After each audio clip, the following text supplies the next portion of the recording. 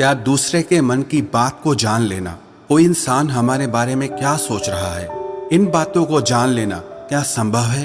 तो इसका उत्तर है हाँ। 100% तो नहीं, लेकिन किसी हद तक आप किसी के भी मन की बातों को जान सकते हैं, समझ सकते हैं। लेकिन अगर आप भी इसे सीखना चाहते हो तो आप इस वीडियो को बहुत ध्यान और समझ के साथ देखिए, और इस वीडियो में जो प्रयोग आपको बताए जा रहे हैं उन्हें आप लगातार अभ्यास करने की कोशिश कीजिए। तभी आप किसी के भी मन की बात को समझ पाएंगे, महसूस कर पाएंगे। वैसे ये सब प्रयोग आपको कोई बताएगा नहीं, क्योंकि बहुत सारे एस्ट्रोलॉजर जो ज्योतिषी हैं वो यही सारे प्रयोग करके आपके मनोभावों को जान लेते हैं। आप जैसे ही उनके पास जाते हैं वो पहले ही आपके मनोभावों को पढ़ना शुरू कर देते हैं। आप अपने बारे में उन्हें थोड़ा बताते हैं और वो आपको आपके ही बारे में बहुत कुछ बता देते हैं।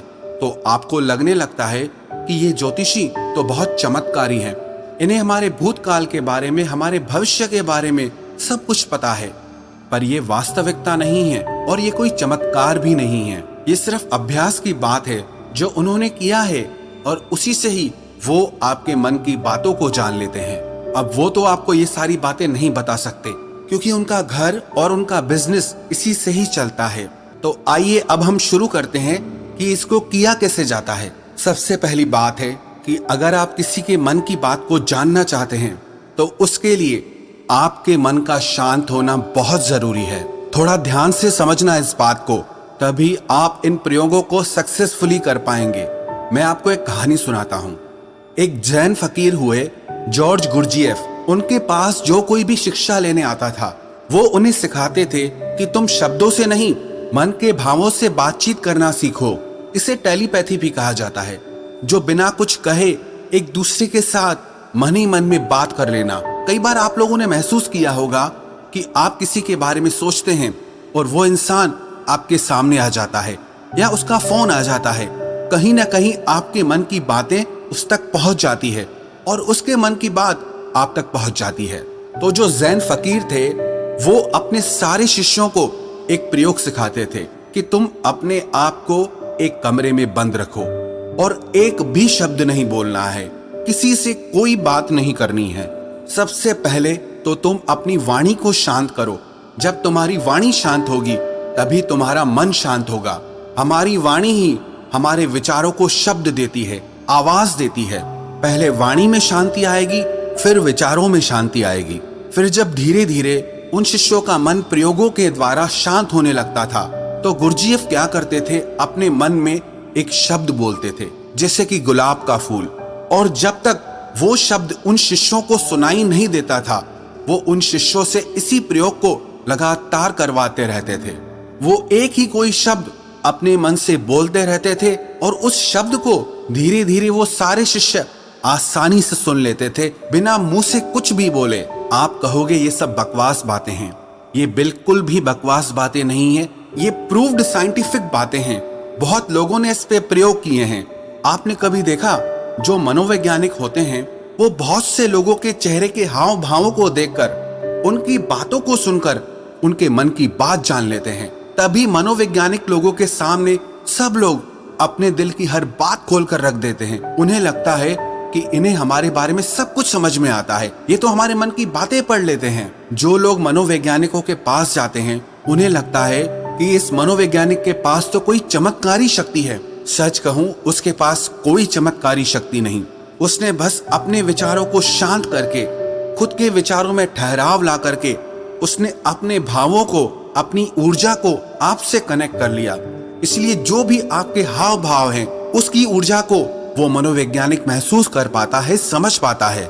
सीधा सरल सा सूत्र है कि जब तक आप बोलते रहते हैं सामने वाले सुनते रहते हैं। आप बोलना बंद करते हैं तभी सामने वाला जो बोल रहा है वो आप सुन पाते हैं।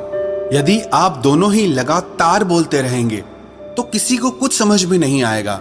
ठीक इसी तरह यदि आपका मन चुप है तभी आप किसी दूसरे का मन सुन सकते हैं। मन के चुप होने का मतलब है कि आप विचार और कल्पनाओं से बाहर निकलकर पूर्णतः शांत हो जाएं। इसे ही चित्त का शांत होना कहते हैं। कहते हैं कि इस मन की शक्ति योग के बल पर जो योगी लोग होते हैं वो चींटियों के पैरों में बंधे घुंघरू की आवाज तक भी सुन सकते हैं। तो लोगों के मन में तो दुनिया भर का शोर मचा हुआ है, वो आपको कैसे नहीं सुनाई देगा। लेकिन इसके लिए आपको एक बात बता दूं, जिन लोगों का मन बहुत चंचल रहता है, बहुत दौड़ता रहता है, ऐसे लोग अपने ही मन की बातों को ठीक से नहीं समझ पाते, तो वो किसी और के मन की बात को क्या समझ पाएंगे। मैंने एक कहानी सुनी, एक फकीर हुए लाओ त्सु, वो अपने एक शिष्य के साथ रोज सुबह में वॉक करने जाते थे। एक दिन जो उनका शिष्य था, तो उस दिन उनका शिष्य अपने मित्र को भी साथ लेकर आया। तो मॉर्निंग वॉक के टाइम पे उनका शिष्य और उसका मित्र भी साथ साथ चलने लगा। वो काफी देर तक ऐसे ही पैदल चलते रहे, किसी ने कोई आवाज नहीं की। जो उनके शिष्य का मित्र था वो बड़ा हैरान हो रहा था कि ये लोग कुछ बोलते क्यों नहीं, इतनी देर से चुप क्यों हैं ये लोग। तो उसने सोचा मैं ही बात शुरू करता हूँ, और काफी समय गुजरने के बाद उसने सिर्फ इतना कहा कि कितनी अच्छी सुबह है, कितना अच्छा मौसम है। जब उस शिष्य के मित्र ने ये बात कही तो लाओ त्सु ने कहा कि कल से तुम अपने मित्र को मेरे पास बिल्कुल लेकर मत आना, क्योंकि ये बहुत शोर मचाता है। वो शिष्य बड़ा हैरान हो गया कि इसने तो सिर्फ इतना कहा कि कितनी अच्छी सुबह है, मौसम कितना अच्छा है, इसमें इसने ऐसा कौन सा शोर मचा दिया। तो लाओ त्सु ने अपने शिष्य से कहा कि मेरा मन अब पूर्णतः शांत हो गया है, अब जरा सी भी आवाज मुझे शोरगुल मालूम होती है। सुबह अच्छी है तो है, मौसम अच्छा है तो है, मैं भी देख रहा था कि मौसम अच्छा है, तुम भी देख रहे थे, तो इस बात को व्यर्थ में बताने का मतलब ही क्या हुआ। मेरे मन में ऐसी शांति भर गई है कि ये व्यर्थ की बातें मुझे अब बिल्कुल अच्छी नहीं लगती, क्योंकि मैं बिना बोले ही सब कुछ सुन सकता हूँ और बिना कहे ही सब कुछ कह सकता हूँ। तो मैं शब्दों को बोलकर और सुनकर अपनी उस शक्ति को क्यों नष्ट करूं। जब मैं बिना बोले सुन सकता हूँ, बिना कहे भी कह सकता हूँ, तो मुझे शब्दों की जरूरत ही नहीं है।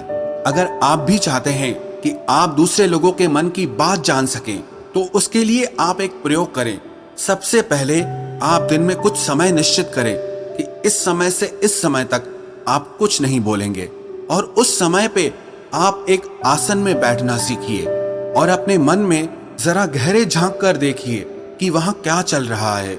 आपको कोई प्रतिक्रिया नहीं देनी, बस देखना है, और धीरे धीरे इसे देखते हुए आपका मन शांत होने लगेगा। इसे ही महात्मा बुद्ध ने आनापानसति योग कहा है, जिसमें आपका पूरा ध्यान आपकी श्वासों पर रहता है।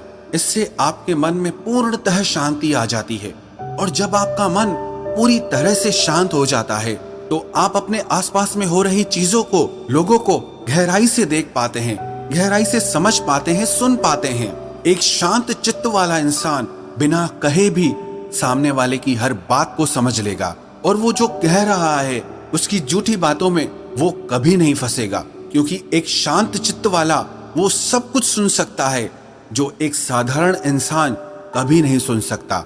अगर आप भी चाहते हैं कि आप लोगों का मन पढ़ सकें, उनके मन में चल रही भावनाओं को महसूस कर सकें, तो उसके लिए आप अपने मन को शांत करने का अभ्यास करें।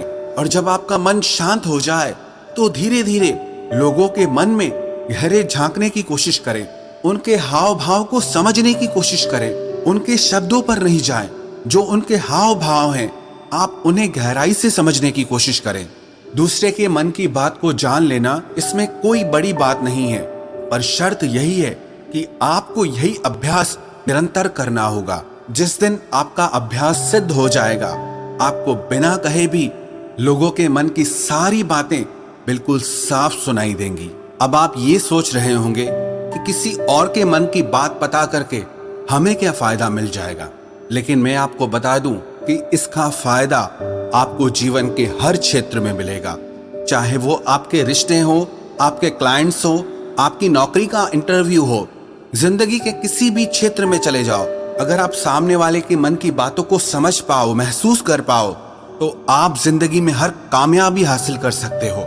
इसके बहुत फायदे हैं। इससे आपको कोई भी इंसान झूठ बोल के धोखा नहीं दे सकता, कोई आपका इस्तेमाल नहीं कर सकता, आप हर तरह की भावनात्मक चोट खाने से बच जाएंगे, कोई आपके पैसों को लूट कर नहीं जा सकता। और एक बात मैं आपको बता दूं कि ये प्रयोग एक ही